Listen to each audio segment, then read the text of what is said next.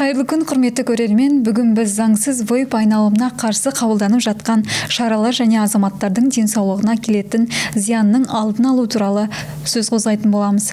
Сіздермен бірге мен Арайлым Ерланқызы. 2024 жылғы 20 маусымнан бастап елімізде электрондық тұтыну жүйелерінің, яғни вейптердің айналымына заң жүзінде толық тыйым салынған болатын.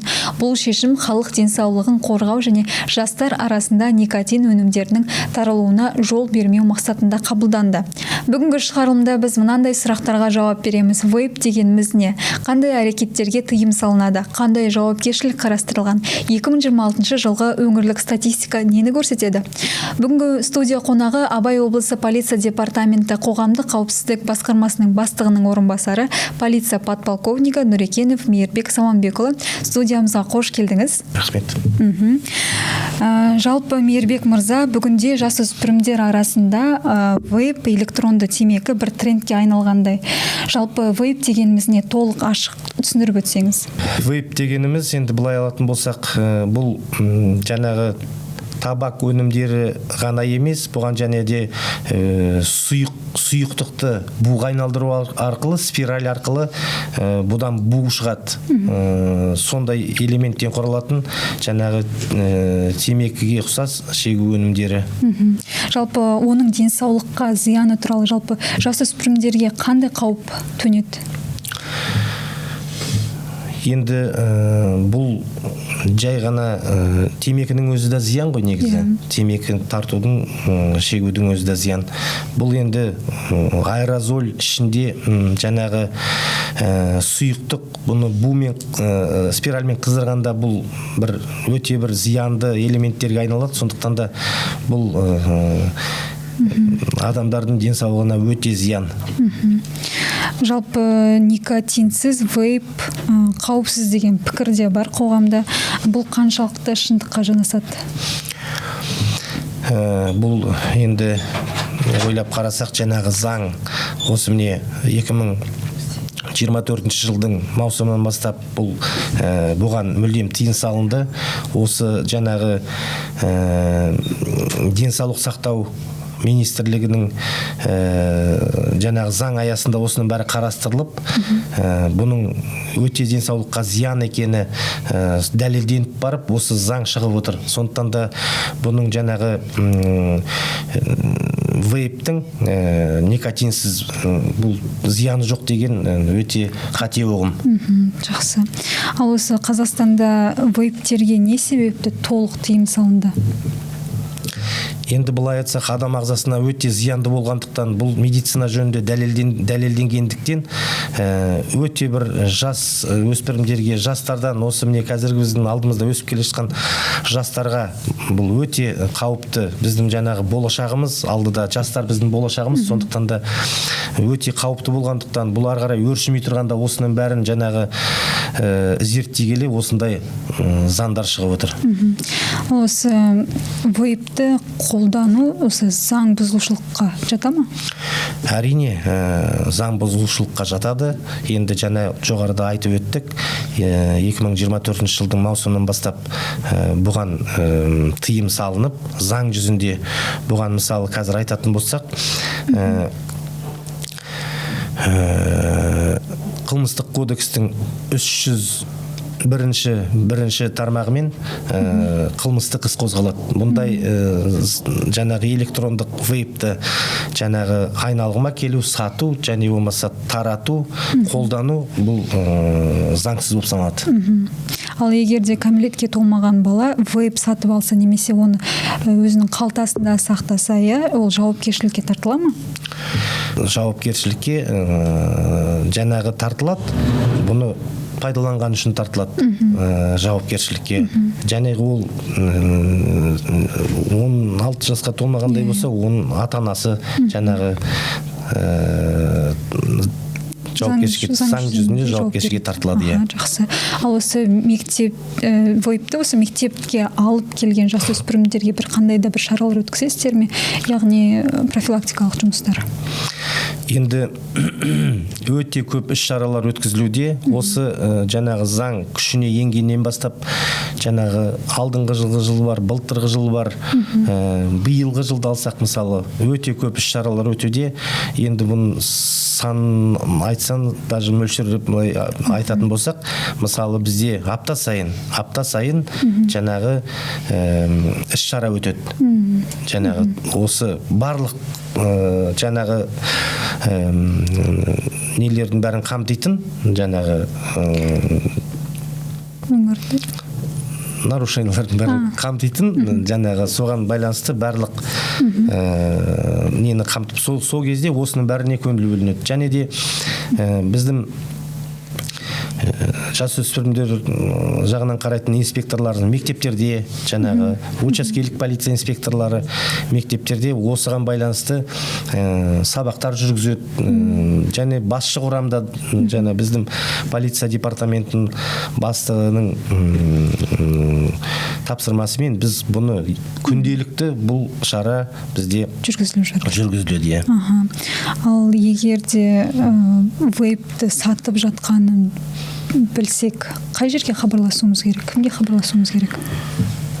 Вейпті сатып жатқан жаңағыдай бір ақпарат болатын болса, 102 арнасына хабарласуға болады. Бұл міндетті түрде, жедел түрде осының бәрін біздің полиция қызметкерлері шығып, бұнымен заңды түрде шара қолданатын болады. Ал егер де ересек адам осы жасөспірімдерге сатып жатса, яғни 21 жасқа толмай жатқан адамдарға сатса, ол кісі қандай жауапкершілікке тартылады? Яғни телеграм боттармен жұмыс жасайсыздар ма? Әрине, бұны жаңағы айтып өткендей, Қазақстан Республикасының қылмыстық кодексінің 301 бабына сәйкес сату және тарату, әкелу, өндіру үшін жауапкершілік қарастырылған. Бұл туралы біз жаңағы желілерді, интернет желілерін бәрін жаңағы қадағалап, күнделікті мониторинг жасаймыз. Бізде сотрудник, жаңағы полиция қызметкерлері бар, осымен айланысып, күнделікті бұл жаңағы қадағалауда. Өткен жылмен салыстырғанда қазіргі қолданыс деңгейі төмен. Жалпы өңірдегі ахуал қандай қазіргі таңда? Өңірдегі, біздің Абай облысында өңірдегі ахуал өте тұрақты. Қазіргі міне биылғы жылды алатын болсақ, осы жаңағы біздің жаңағы іс-шаралар жүргізудің арқасында, профилактикалық жұмыстар жүргізілгеннің арқасында, жаңағы мектептерде, оқу орындарда, жаңағы көп жиналатын адамдардың тұрғылық орындарда, мысалы, магазиндарда, супермаркеттерде осындай жаңағы жүгіріп тұратын жаңағы ақпараттандыру жүйесіне қосылып, осының бәрі жаңағы интернет желілері арқылы қаншама жұмыс жүргіздік, өте зор көп жұмыс жүргізілді. Соның себебінен міне биылғы жылды алатын болсақ, міне осы 3-ші ай кетіп барады. Ешқандай да бір осы бапқа байланысты құқық бұзушылық болмады. Тіркелмеді. Жалпы заңсыз вейп өнімдерін көбіне қай аудандар немесе елді мекендерде анықталуда? Бізде енді Абай облысында былтырғы бір факт анықталған. Соны қарастыратын болсақ, өзі бір факт. Соны қарастыратын болсақ, ол мысалы интернет желісі арқылы ол анықталған болатын. Соны бұғаттап, осыған шара қолданған болатын. Енді интернет желісінде бұны айта алмаймыз, қай жер екенін. Енді көп шоғырланған адамдар жүретін жер орталық болуы мүмкін. Базарлар мысалы. Жалпы интернет арқылы сатылымды бақылау бағытында полиция қандай жұмыстар атқарып жатыр? Енді интернет сатылымы туралы айтатын болсақ, жаңағы бізде полиция қызметкерлерімен осы бағытта жұмыс күнделікті жүргізілуде, бұның бәрі әрдайым қадағалануда. Қандай да бір осындай ақпарат жаңағы желілерде шығатын болса, міндетті түрде жедел шара қолданамыз да, бұны заңды түрде жұмыс жүргіземіз. Заңсыз өнімді сатқаны үшін қандай жауапкершілік тартылады және де қандай айыппұл салынады? Бұл шараларына келетін болсақ, енді жаңағы 301 баптың 1 бөлігімен қылмыстық іс қозғалады. Бұл бойынша енді 200 айыппұл есеп көрсеткіші.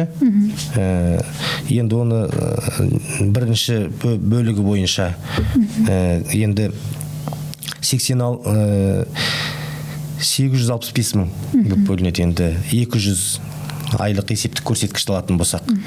Және де түзету жұмыстары болады, қоғамдық жұмыстар. Не болмаса 50 тәулікке дейін қамауға алынады бірінші бөлігімен.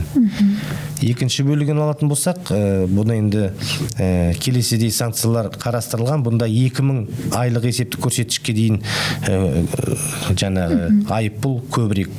2 жылға дейін бас бостандығын шектету, не болмаса бас бостандығынан айыру, мүліктерін тәркілеуге дейін болады. Жалпы облыс бойынша, яғни кальян тұтыну бойынша қанша адамға және де мекемеге айыппұл салынды бүгінгі таңда? Бұл шара бойынша жаңағы әкімшілік құқық бұзу кодексінің 441 прим 1 бабы бойынша жаңағы айыппұл қарастырылған. Енді биылғы жылда алатын болсақ, осы бүгінгі күнде жаңағы кальянды тұтынуға жол берген мекемелерді алатын болсақ, 22 мекемеге айыппұл салынды. Ал жаңағы адамдар санын алатын болсақ, бұнда мөлшері бір 35 шақты адамға айыппұл салынды. Жақсы, рахмет. Жалпы облыс тұрғындарына, әсіресе ата-аналарға және жастарға алдын алу мақсатында қандай кеңес берер едіңіз? Бұны біріншіден өзімнің азаматтық позициям бойынша айтатын болсам, енді бұл денсаулыққа өте зиян. Жаңағы енді темекі шегу, енді бұрыннан келе жатқан оның өзі зиян. Және де оның зияндығы бір шектеулі болса, мысалы мынау вейп шегу және де кальян шегу деген бұл өкпеге адамның ағзасына өте бір зор зиян келтіреді. Бұл енді медицинамен дәлелденіп, осы заңдардың шығып отырғаны жаңағы осыған байланысты бәрі зерттеліп, сондықтан да енді балаларға да үйдің ішінде ата-аналарға айтатын, үйде де осы жұмыстарды жаңағы полиция қызметкерлері ғана емес, өздері де ата-аналар да осыны қадағалап, осыны жаңағы жанұя барысында бәрін осыны талқылап, балаға ұғымына жеткізіп отырса, өте жақсы болар деп ойлаймын. Әр адам өзінен бастайды. Иә, өзінен жаңағы ең бірінші жаңағы тәрбиенің бәрі жанұяда. Сондықтан да ата-ананың бұл жерде қосатын үлесі зор деп ойлаймын. Вейп жай ғана бу емес, оның құрамында никотин және де өзге де химикалық заттар жас ағзаға айтарлықтай зиян келтіреді. Тәуелділік қалыптастырады және болашаққа денсаулыққа қауіп төндіруі мүмкін. Құрметті ата-аналар, ұстаздар және жас денсаулық бәрін Құрметті ата-аналар, ұстаздар және жастар, денсаулық бәрінен қымбат. Заң талаптарын сақтау және зиянды әдеттерден аулақ болу әрқайсымыздың азаматтық жауапкершілігіміз. Бүгінгі шығарылым сіздерге қызықты болған деген ойдамыз. Келесі кездескенше аман сау болыңыздар.